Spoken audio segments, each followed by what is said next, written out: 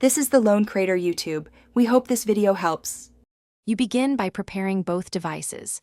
Make sure your iPhone runs iOS 13 or newer, and CarPlay is allowed in settings.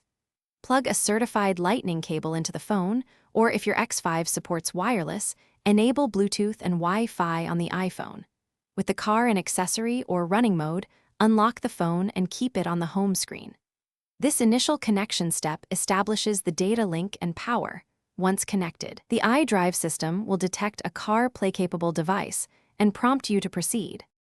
Now pair through BMW iDrive, navigate to Communication, Mobile Devices, and choose Connect New Device.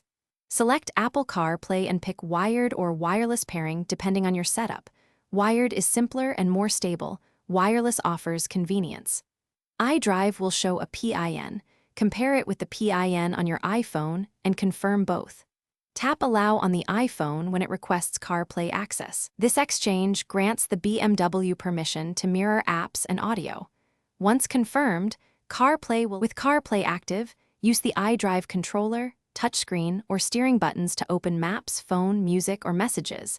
Apple Maps routing and Siri work through the car mic. Make sure audio output is set to CarPlay in iDrive and adjust volume. If navigation voice is low, check audio sources and volume sync. If CarPlay doesn't appear, restart the iPhone, try a different certified cable, or delete and re-add the device in Mobile Devices. As a last resort, reset iDrive Bluetooth settings and repeat pairing to clear hiccups. Thanks for watching. Consider subscribing if we helped you.